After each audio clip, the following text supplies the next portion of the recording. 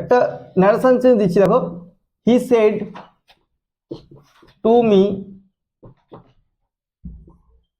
Did you finish your task?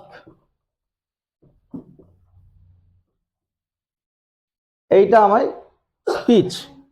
আমরা তো normal narration change শিখেছি, অ্যাসার্টিভ সেন্টেন্সের ন্যারেশন চেঞ্জ তো শিখেছি। এটা আছে ইন্টারগেটিভ। ইন্টারগেটিভের জন্য নর্মাল এই দিকটার নিয়ম, রিপোর্টিং ভার্বটাকে আমায় লিখতে হবে আস্কড। হি আস্কড, মি বসলো, হি আস্কড মি। কোয়েশ্চেন দুই ধরনের হয়, ইয়েস নো কোয়েশ্চেন আর ডব্লিউএইচ কোয়েশ্চেন। তাহলে ইয়েস নো কোয়েশ্চেন যেগুলো অক্সিলিয়ারি দিয়ে শুরু, আর ডব্লিউএইচ কোয়েশ্চেন কোনগুলো ডব্লিউএইচ ওয়ার্ড দিয়ে শুরু। ইয়েস নো কোয়েশ্চেন কেন বলা হয় না, তাদের উত্তর হ্যাঁ অথবা না করা যায়। Did you finish your task? তুমি কি তোমার টাস্ক ফিনিশ করেছো? ইয়েস, ইয়েস হলে ইয়েস, নো হলে নো। কি বলে হোয়াট আর ইউ ডুইং? তুমি কি করছো? উত্তর দিতে হবে, ইয়েস নো উত্তর হবে না। সেটা হচ্ছে ডব্লিউএইচ কোয়েশ্চেন। তো ইয়েস নো কোয়েশ্চেন আর ডব্লিউএইচ কোয়েশ্চেন দুই ধরনের প্যাটার্ন হয় কোয়েশ্চেন ইন্টারোগেটিভে। তাহলে এখানে আছে কি ডিড ইউ, অক্সিলিয়ারি ভার্ব দিয়ে শুরু, তাহলে এটা yes no question. Yes no কোয়েশ্চেনের হলে আমরা এরপরে বসবো ইফ, আর ডব্লিউএইচ কোয়েশ্চেন হলে ডব্লিউএইচ ওয়ার্ডটাই বসবে, যেটা থাকবে সেটাই বসবে। ইয়েস নো কোয়েশ্চেন হলে ইফ। ইফ যখনই আমার লেখা কমপ্লিট হয়ে যাবে, এইটাকে আমরা এবার ভাবতে থাকবো অ্যাসার্টিভে। ভাবতে থাকবো, কেমন করে ভাবতে থাকবো? ওই যে ইন্টারোগেটিভ থেকে অ্যাসার্টিভ করে নেবো। ডিড ইউ ফিনিশ, তাহলে এটাকে অ্যাসার্টিভ ভাবলে কি হবে? You finished. আমরা যখনই ইফ লিখে ফেলবো, এরপর থেকে আমাদের ভাবনাই এসে যাবে সবসময় ইউ ফিনিশড, আর ডিড ইউ ফিনিশ নয়। ইউ ফিনিশড, ইউ ফিনিশড ভাবতে থাকবো, যত মুখে মুখে উচ্চারণ করতে থাকবো, আর ভাবতে থাকবো কি করে করবো। ভাববো না ডিড ইউ ফিনিশ, আর ভাববো না ইফ বসানো হয়ে যাওয়ার পরে, ভাববো কি you finished.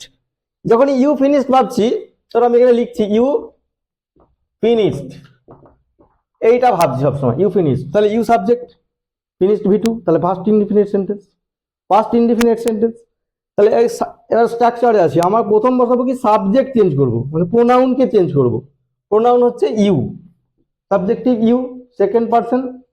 Second person pronoun কিভাবে চেঞ্জ হয়? বক্তা যাকে বলছে, বক্তা যাকে বলছে, to whom the subject is directed. তাহলে হি মানে সাবজেক্ট, বক্তা, এ কাকে বলছে? মি, আমাকে। তাহলে এখানে কি বসাবো এই অনুপাতে? মি হচ্ছে অবজেক্টিভ, মি হচ্ছে অবজেক্টিভ। এবারে মি যেহেতু অবজেক্টিভ, মি যেহেতু অবজেক্টিভ, এর পসেসিভ কি মাই, আর এর সাবজেক্টিভ কি আই, আই মাই মি। তাহলে এখানে কি আছে? এটা সাবজেক্টিভ, আমাকে এখান থেকে এর সাবজেক্টিভ ফরম্যাটটা লিখতে হবে। সাবজেক্টিভ ফরম্যাট কি? তাহলে আই। তাহলে আমরা কি লিখবো? আই। প্রোনাউন বসানোর কাজ শেষ। পার্ট বাই পার্ট আমাদেরকে ধীরে ধীরে ন্যারেশন চেঞ্জ করতে হবে, নাহলে ভুল হয়ে যাবে। প্রথম হলো প্রোনাউন চেঞ্জের কাজ শেষ হয়ে গেল। এরপরে স্টেপ কি? Tense change. কি টেন্স? সাবজেক্ট ভি টু, তাহলে পাস্ট ইনডিফিনাইট। আর পাস্ট ইনডিফিনাইটের ট্রান্সফার কি? Past perfect. তাহলে পাস্ট পারফেক্টের স্ট্রাকচার কি? Subject had V three, subject had V three. তাহলে আমরা সাবজেক্টের পরে হ্যাড বসাবো, হ্যাড। এই জায়গাটা খুব জলই হতে হবে। এটা সাবজেক্ট ভি টু মানে পাস্ট ইনডিফিনাইট, আর নিয়ম বলা আছে পাস্ট ইনডিফিনাইটকে পাস্ট পারফেক্টে ট্রান্সফার করতে হবে। তাহলে পাস্ট পারফেক্টের স্ট্রাকচার হচ্ছে subject had V three, had লিখলাম, ভি থ্রি।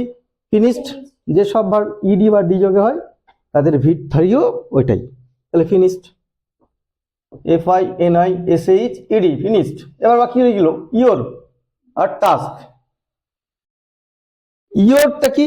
ইউরই পসেসিভ, যেমন এখানে আই মাই মি, তেমন হচ্ছে কি ইউ, ইওর আর you. Objective you, subjective you, possessive হচ্ছে ইওর। তাহলে ইউ সাবজেক্টিভ কিসে চেঞ্জ হলো? আই। তাহলে ইওর পসেসিভ কিসে চেঞ্জ হবে? দেখো পাশে মাই। সিস্টেম একটা আছে, ইউ যদি আই হয় ইওর হবে মাই, ইউ যদি হি হয় ইওর হবে হিজ, ইউ যদি সি হয় ইওর হবে হার, ইউ যদি দে হয় ইওর হবে দেয়ার। দেয়ার পসেসিভ।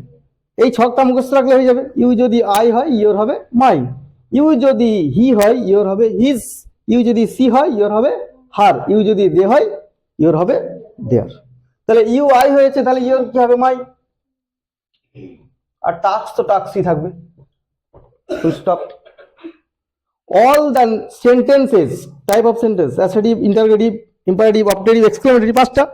ন্যারেশন চেঞ্জ হয়ে যাওয়ার পরে সব সেন্টেন্স কিন্তু অ্যাসার্টিভ হবে, মাথায় মাথায় রাখতে হবে। Narration change always be transform into assertive.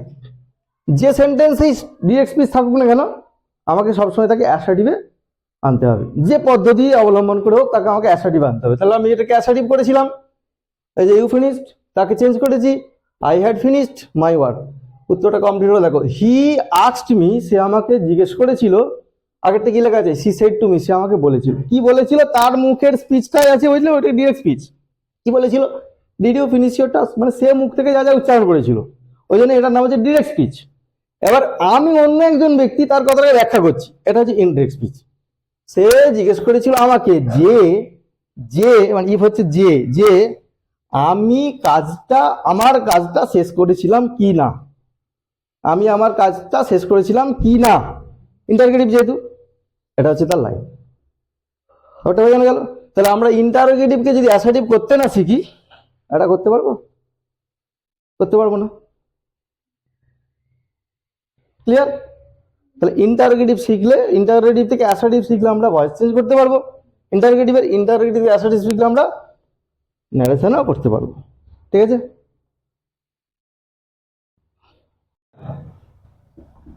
You যদি উই হয়, ইওর হবে আওয়ার। ইউ যদি হি হয়, ইওর হবে হিজ। ইউ যদি সি হয়, ইওর হবে হার। ইউ যদি দে হয়, বক্সের আকারে লিখে নিয়ে তোমরা এই ছন্দটা যদি মুখস্থ করে নাও, তাহলে এই প্রোনাউনটায় অনেকের